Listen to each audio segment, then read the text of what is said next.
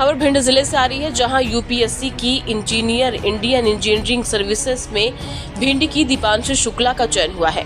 आपको बता दें कि शहर के वीरेंद्र नगर निवासी शिक्षक धीरज शुक्ला के बेटे दीपांशु शुक्ला ने आईईएस का एक एग्जाम पहले ही प्रयास में क्रैक किया, जिसके प्री और मेंस से सिलेक्ट होने के बाद बीते दिनों दिल्ली में सिलेक्शन बोर्ड द्वारा इंटरव्यू लिया गया।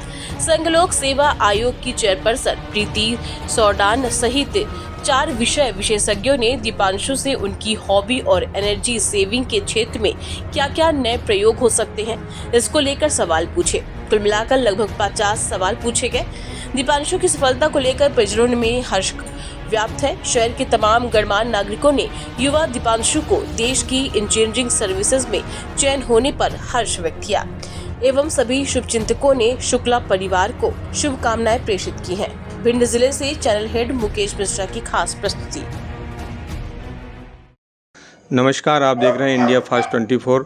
आज हम खास मुलाकात में एक शख्सियत से मुलाकात करने जा रहे हैं, दीपांशु शुक्ला जी से, जो इस समय यूपीएससी का जो एग्ज़ाम ने कंडक्ट कराया था उसके अंतर्गत आईईएस की परीक्षा में उन्होंने उत्तीर्ण किया है। और निश्चित तौर पर ये हमारे भिंड के लिए और भिंड के युवाओं के लिए एक नज़ीर है कि यहाँ के बच्चे अब बहुत पढ़ाई कर रहे हैं और पढ़ने के साथ साथ वो बहुत अच्छे ओहदों पर भी बैठने जा रहे हैं। तो हम इंडिया फास्ट 24 के परिवार के सभी दर्शकों से ये आज उनसे मुलाकात के जो अंश हैं उनको हम दिखाने जा रहे हैं। चलिए बात करते हैं दीपांशु जी से। आपको बहुत बहुत बधाई एवं शुभकामनाएं। Thank you sir. तो दीपांशु जी, सबसे बात तो ये है कि हमारा जो भिंड है कहीं ना कहीं काफ़ी सभी जिलों से हम तुलनात्मक दृष्टि से करते हैं तो वो कहीं पिछड़ा हुआ है। और ख़ास तौर पे हम देखते हैं कि चाहे वो इंफ्रास्ट्रक्चर हो, चाहे वो शिक्षा का क्षेत्र हो, तो ये कहीं ना कहीं पिछड़ा रहा है। ऐसी परिस्थितियों में आपने जो प्राथमिक शिक्षा थी वो आपने भिंड में ही की है, तो वो किस प्रकार से आपने उस शिक्षा को सर्वाइव किया? मेरे हिसाब से ये कहना काफ़ी पूरी तरीके से सही नहीं होगा कि जो भिंड की शिक्षा है थोड़ी पिछड़ी है। ये हाल सारे जगहों का है, पर अभी भी हमारे भिंड में काफ़ी अच्छे स्कूल हैं। In terms of private school भी अच्छे हैं और सरकारी स्कूल भी काफ़ी प्रगति कर रहे हैं। तो ये बैरियर तो हर जगह होता है कि स्कूल्स में, लेकिन वो मोटिवेशन होना चाहिए अंदर से कि हाँ कुछ करना है तो आप कर सकते हैं डेफिनेटली। तो जब आप हाई स्कूल की परीक्षा आपने पास की तो निश्चित तौर पे बच्चे जब हाई स्कूल पास कर लेते हैं तो एक उनको विज़न होता है मन में कि हमें क्या करना चाहिए, कि हमें जेई की परीक्षा देना चाहिए, नीट की देना चाहिए या अदर परीक्षाओं की तैयारी करना चाहिए। तो आपके मन में ये कैसे आया कि हम जो इंजीनियरिंग लाइन में जाएँ? क्योंकि मेरा स्टार्टिंग से ही इंटरेस्ट मैथ्स में काफ़ी था और मुझे पसंद था ट्रिग्नोमेट्री और क्वाड्रेटिक इक्वेशन वगैरह, अलजेब्रा मुझे स्टार्टिंग से ही काफ़ी पसंद था। स्कूल में टीचर भी काफ़ी अच्छे थे, तो एक रुझान था मेरा मैथमेटिक्स की तरफ, तो मैंने जेई के लिए इस वजह से प्रिपेयर किया। तो इसके बाद आपने पूरी एजुकेशन आपकी 12th तक जो है यहीं थी भिंड में की है कि या कहीं बाहर जाके की है आपने? नहीं, मैंने अपनी 12th तक एजुकेशन यहीं की है। फिर मैंने आईआईटी जेई के लिए कोचिंग की थी कोटा से जी, और उसमें मैंने जेई मेंस में, मुझे एग्जैक्ट रैंक नहीं है याद, पर अराउंड 9 to 10,000 थी और जेई एडवांस में भी लगभग इतना ही रैंक था। उस बेसिस पे मुझे आईआईटी और एनआईटी दोनों मिला, पर वो रैंक आईआईटी की जो ब्रांचेस होती है उसके लिए इतना सफिशिएंट नहीं था, तो मैंने एनआईटी भोपाल से इलेक्ट्रिकल इंजीनियरिंग चूज़ किया। आपने इलेक्ट्रिकल इंजीनियरिंग चूज़ करने के बाद और इसके बाद फिर आपने गेट की भी परीक्षा दी है। गेट की परीक्षा में आपने, जैसा कि अभी हमारी आपकी जो चर्चा हुई थी मौखिक रूप से, उसमें आपने बोला कि हमने सर्विस भी की है। वो अनुभव आपका कैसा रहा? काफ़ी अच्छा था। जब आप इंजीनियरिंग परीक्षा या इंजीनियरिंग डिग्री हासिल करते हैं तो गेट का लिटरल मीनिंग होता है गेट, तो it is a gateway for engineers, मतलब उससे आपके बहुत सारे दरवाजे खुल जाते हैं। तो गेट ने मुझे एक नया विज़न दिया कि हाँ क्या क्या कर सकते हैं। तो मुझे पता चला कि इससे साइंटिस्ट बार्क में, भाभा एटॉमिक रिसर्च सेंटर में भी जा सकते हैं, इंडियन स्पेस रिसर्च ऑर्गेनाइजेशन में भी जा सकते हैं, और इंडिया की जितनी बेस्ट ऑर्गेनाइजेशन है, जो पीएसयू है, जो पावर सेक्टर में वर्क करती है, सब में जा सकते हैं। और मेरी रैंक भी इस बार 89 थी, तो मुझे ऑलमोस्ट सारी पीएसयू से कॉल आया और बार्क से भी कॉल आया, साइंटिस्ट पोजीशन के लिए। इसरो से कॉल आया था, पर अनफॉर्चुनेटली मेरे जो इंटरव्यू डेट्स थी वो कोलाइड कर रही थी इसके साथ, इंजीनियरिंग सर्विस के इंटरव्यू के साथ, तो मैंने उसको प्रेफर नहीं किया। ये जो तैयारी आपने की है यूपीएससी के माध्यम से, जो ये परीक्षा कंडक्ट कराती है इंजीनियरिंग सर्विसेज के लिए, तो ये आपका अपना भाव था या अपने पेरेंट्स का या किसी का ये सुझाव था कि आप इस ओर जाइए, या आपकी सर्विस चूँकि पहले लग चुकी थी उसके बावजूद भी आपने उस सर्विस को त्यागपत्र दे के उसमें इससे और आए, इसके लिए आप क्या कहना चाहेंगे?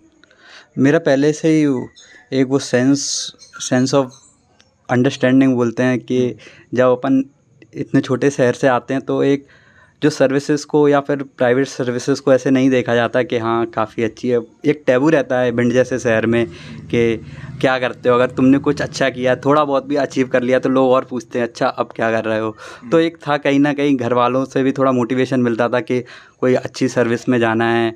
और जो ऑल इंडिया सर्विस होती है जो यूपीएससी कंडक्ट कराती है, वो इंडिया में वो होता ना कि आजकल एक बूम आया हुआ है कि लोग प्रेफर करते हैं इस सर्विस को, सब कुछ छोड़ के इस सर्विस के लिए प्रिपेयर करना चाहते हैं, क्वालिफाई होना चाहते हैं। ऑल्दो सक्सेस रेट बहुत कम है, पर मोटिवेशन था कि हाँ मतलब 1 साल नहीं 2 साल नहीं पर मैं कर सकता हूँ, पर भगवान की कृपा से अगर 1 साल में हो गया तो। कहीं आपको ऐसा लगा इस पूरी शिक्षा के दौरान, जब प्राइमरी शिक्षा से लेके आज दिनांक तक जो आपने जो शिक्षा अर्जित की है, घर पे रह के की, कोटा में रह के की, दिल्ली रह के की, जहाँ जहाँ आप पढ़ने गए, कहीं ऐसा महसूस हुआ कि कहीं हम या हमारे परिवार का सहयोग नहीं मिल पा रहा है या पेरेंट्स का कहीं ना कहीं सहयोग नहीं मिल पा रहा, कहीं ऐसा लगा कहीं आपको? नहीं, ऐसा तो नहीं कहूँगा, क्योंकि जब मैं एनटीपीसी मैंने ज्वाइन किया था तो एनटीपीसी को एक इंजीनियर्स के अगर पॉइंट ऑफ व्यू दृष्टिकोण से देखें तो एक one of the best service बोलते हैं। मतलब ऐसा जब मैं और भी अदर्स कलीग से अपने इंटरेक्ट करता हूँ तो बोलते हैं कि ड्रीम जॉब है ये, तो क्यों छोड़ना है, क्या मतलब पे स्केल काफ़ी अच्छा है, इतना स्कोप है, आगे जाके कुछ भी कर सकते हो। तो ये था, पर मैंने घर पे कंसल्ट किया, थोड़ा बहुत रजिस्ट पापा ने किया, पर जो मेरी माता का सपोर्ट था वो काफ़ी था। उनने मुझे कन्विंस कर दिया कि हाँ यू कैन डू इट। तो मैंने कोई दूसरा थॉट नहीं लाया अपने मन में, और वो एक डिसीजन, एक मोमेंट पे मैंने अपनी जॉब छोड़ दी थी वहाँ पे, और इसका बेनिफिट मुझे अभी मिला है। ये जब आपके ये फादर को, पिताजी को ये पता चला कि आपने जॉब छोड़ दी है, तो निश्चित तौर पे ये आज के ज़माने में जो जॉब मिलना कहीं बहुत कठिन हो गया है, और उसमें उनके कहीं ना कहीं मन में ऐसा विचार आया होगा ये बच्चे ने क्या किया, उनकी फीलिंग्स उनके आपने महसूस करी? कुछ ऐसा करना चाहेंगे लोग, बताइए। क्वेश्चन मैंने अपनी कोर इंजीनियरिंग इलेक्ट्रिकल इंजीनियरिंग में कंप्लीट की है, तो सारे क्वेश्चन उसी के अराउंड थे। 1-2 क्वेश्चन उनने जहाँ मैं पैदा हुआ हूँ भिंड से रिलेटेड क्वेश्चन पूछे हैं कि भिंड किस लिए फेमस है, और जो एक बहुत पहले एक बात होती थी कि भिंड फेमस है इनफेमस रीजन की वजह से, कि वो डकैस और वो डेवलपमेंट उतना नहीं है, कनेक्टिविटी इतनी अच्छी नहीं है। पर मैंने उन्हें बताया कि अब थोड़ा इंडस्ट्रियलाइजेशन और ग्लोबलाइजेशन और कनेक्टिविटी बढ़ रही है, तो आई एम होपफुल कि भिंड आगे तरक्की की राह पर है, और भिंड में बहुत अच्छे अच्छे इंस्टीट्यूट भी आने चालू हो गए हैं, और अभी कोई नए मेडिकल कॉलेज भी बनने जा रहा है, तो भिंड तरक्की करेगा, नो डाउट। हमारे भिंड के युवाओं के लिए, जो छात्र हैं जो इस प्रकार की तैयारी करना चाहते हैं या सोच रहे हैं इस प्रकार की तैयारी करने की, काफ़ी बच्चे हमारे यहाँ से जेईई मेंस वगैरह ये तैयारी करते हैं, या इसके बाद जो इंजीनियरिंग करने के बाद वो कुछ करना चाहते हैं, तो उनके लिए कोई संदेश आप देना चाहेंगे? मेरा संदेश यही रहेगा कि ये जो परीक्षा है ये कोई शॉर्ट टर्म परीक्षा नहीं है कि आप आज सोचो और आपको 1 साल बाद रिजल्ट मिल जाए। ये थोड़ा एवोल्यूशनरी प्रोसेस है कि आपको अपने ऊपर वर्क करता रहना पड़ेगा, और इसमें बिल्कुल भी ये फैक्टर नहीं आता कि आप कितने इंटेलिजेंट हैं। मतलब इंटेलिजेंस पे तो यूपीएससी फोकस करता ही नहीं है कि आप कितने इंटेलिजेंट हैं, रेदर यूपीएससी फोकस करता है कि आप कितने मेहनती हैं। अगर आप पूरे 10 से और पूरी अपनी मेहनत से अगर आप मेहनत करना चाहते हैं, जानते हैं, अगर अपने आप को अप्लाई करना जानते हैं, फेलियर के बाद फिर से आप हार नहीं मानते, तो आप डेफिनेटली सक्सेस हो सकते हैं। ये कोई इतनी बड़ी परीक्षा नहीं है, या फिर मैं तो कहूँगा कोई भी इतनी बड़ी परीक्षा नहीं है जो कोई भी क्रैक ना कर सके। हर किसी में पोटेंशियल होता है कि वो कोई सी भी परीक्षा क्रैक कर सकता है। बस थोड़ा पेशेंस होना चाहिए, परसिवरेंस होना चाहिए, और प्रैक्टिस तो करते ही रहना चाहिए। ये तो मंत्र आया सक्सेस का। तो आज हमने आपसे सारी चर्चा की।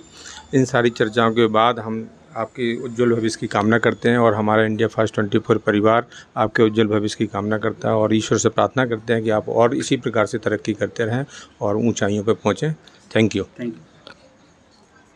के बाद उनको कैसा लग रहा है, कैसा महसूस कर रहे हैं, बताइए। ये हमारे साथ में बैठे हैं धीरज शुक्ला जी हैं और पेशे से शिक्षक भी हैं, समाज सेवी भी हैं और भारत विकास परिषद के बड़े पदाधिकारी भी हैं और इनका पूरा जीवन का हम चर्चा करें तो काफ़ी समय लगेगा और इनके इतने सारे सकारात्मक समाज के लिए कार्य भी करते रहते हैं। समय समय पर शिक्षा के साथ साथ और भी सामाजिक सेवाएँ भी देते रहते हैं।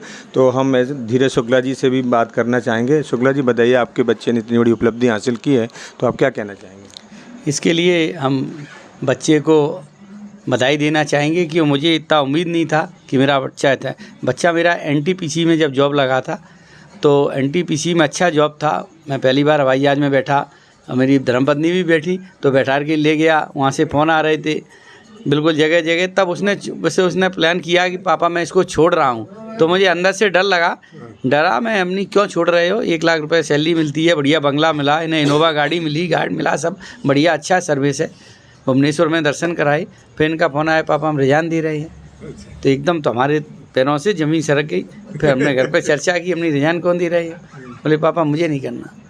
फिर इन्हें हमें समझाया हमारी मिसेज ने कि हिम्मत रखो, फल अच्छा मिलेगा। अगर वो छोड़ रहा है तो अपनी काबिलियत है, ले आज उसने उस काबिलियत का फल दिखाया तो आज बहुत खुश हैं। आज हम पूरा परिवार हमारा बहुत प्रसन्न है, पूरा मित्र मंडली पूरा हमारा। इससे मुझे विश्वास है कि बहुत कुछ अच्छा किया और अच्छा करेगा आगे। अब हम दीपांशु जी की माँ से भी बात करेंगे कि वो कैसा महसूस कर रही हैं, आपके बेटे ने इतनी बड़ी उपलब्धि की है। मैं बहुत अच्छा महसूस कर रही हूँ और मेरा बेटा मैं बहुत अच्छा महसूस कर रही हूँ कि बच्चा ने अच्छा किया मेरे और मेरी बात मानता है हमेशा, बस। और हमारे साथ उनके बेटे की ताई भी हैं और वो भी बात करेंगे। हाँ, बस मैं इतना ही कहना चाहूँगी कि बस उसने हमारे पूरे परिवार का रोशन कर दिया। हम लोग बहुत खुश हैं इस चीज़ से। और दूसरी बात, हमारी देवरानी और देवर का बहुत सहयोग रहा उसमें और मैं इतनी एक्साइटेड हूँ कि मुझे बहुत खुशी, बहुत अच्छा लग रहा है। जी, बस इतना ही।